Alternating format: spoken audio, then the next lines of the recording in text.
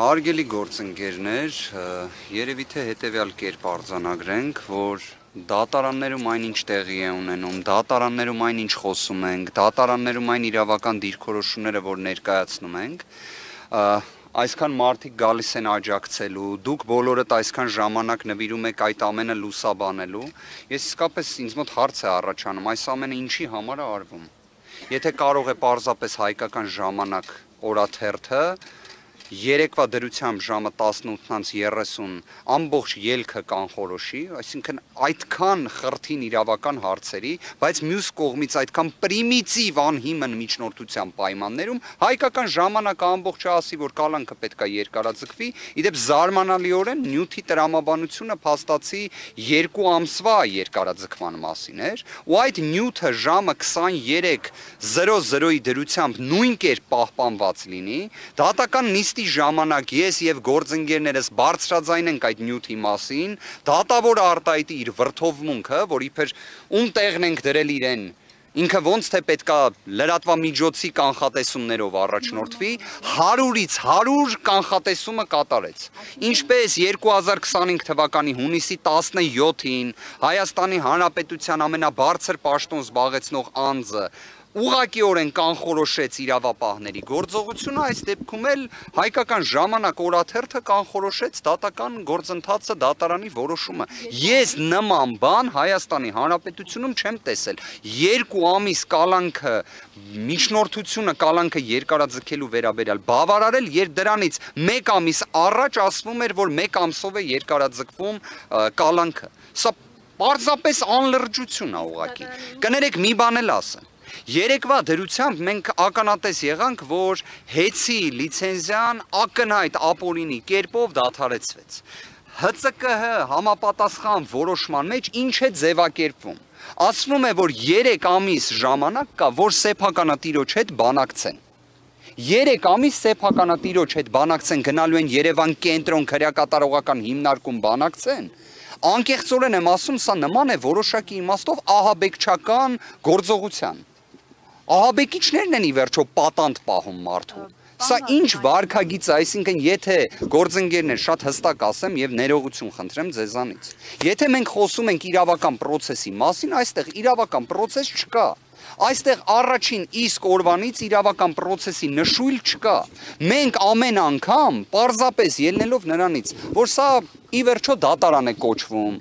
այստեղ կա դատարանի շենք, բայց այստեղ բովանդակությունը արդարադատության կանխորոշվում է հայկական ժամանակի նյութով։ Իդեպ ես հաջորդ նիստից առաջ երևի թե խնդրելու եմ, որ գործընկերները կապ հաստատեն, փորձեն հասկանալ ինչ հրապարակում է լինելու, մենք էլ ըստ դրա մեր գործողությունները որոշենք, որովհետև իդեպ նույն հանրային ծառայությունները կարգավորող հանձնաժողովի որոշումը չկար, արդեն իսկ իշխանական լրատվամիջոցները ասում էին, որ զրկելու են լիցենզիայից։ Գործընկերները այդքան օր, այդքան ժամ ներկայացրեցին բովանդակային հակափաստարկներ։ Ինչ եղավ։ Եթե ձեզ հետաքրքիր է հիմքը, հիմք գոյություն չունի, հիմք չի կարող լինել։ Եթե ձեզ հետաքրքիր է արդյոք դատարանը տվել է համապատասխան որոշում, ոչ չի տվել։ Միաժամանակ ունենալ այն իրավիճակը, որը կար, Վճռաբեկ դատարանի որոշում, Վերաքննիչ քրեական դատարանի որոշում, միակ ձևակերպումը, որ օգտագործվեց դատարանի կողմից, որ քանի որ իրավիճակը իրավական առումով խրթին է դատարանի համար, դրա համար ինքը թող 2 ամիսը տա, դրանից հետո որ Վճռաբեկի եւ Վերաքննիչ դատարանների իրար փաստացի հակասող որոշումներ կան։ Տնտեսական հանցագործության հիմնավոր կասկած։ Չեմ կարող ասել, գործընկերներ, պատկերացում չունեմ։ Իսկ ինչի պետք է դրա վրա զարմանան գործընկերներ, 5 ամիսը նշված քննության նոյեմբերի 3-ի դրությամբ ավարտվել էր։ Նոյեմբերի 3-ի դրությամբ կոչի դրվագով կար Վճռաբեկ դատարանի որոշում։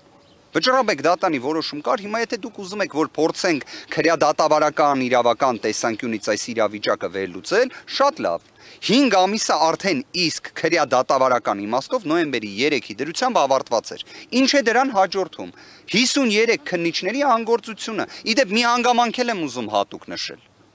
Իրականում, երբ ասում եմ 53 քննիչներ, ձևակերպմանս մեջ սխալ եմ անում։ Ներողություն եմ խնդրում։ Իրականում 53 քննիչ գումարած 1 դատախազ, որովհետև դատական նիստի ընթացքում մենք բոլորս պարզեցինք, որ դատախազը մասնակցում է նիստերին օգնելու համար քննիչին։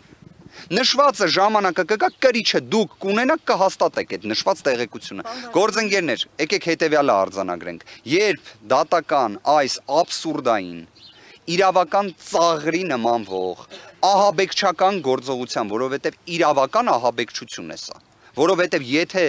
մի կողմից ասում են գնացեք բանակցեք սեփականատիրոջ հետ, մյուս կողմից ասում են սեփականատերը պետք է ամենաաբսուրդային,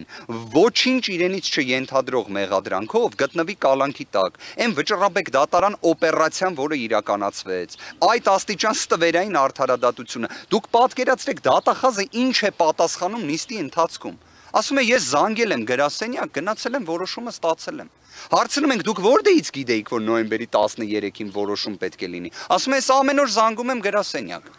Պատկերացրեք, ես շատ ուրախ եմ։ Հայաստանի Հանրապետության դատախազությունում մեր դատախազ գործընկերները այնքան ժամանակ ունեն, որ ամեն օր գրասենյակ զանգեն վճռաբեկ դատարանի։ Ես էլ իմ առիթից օգտվելով մի հատ առաջարկ անեմ։ Դուք էլ զանգեք ամեն օր վճռաբեկ դատարանի գրասենյակ։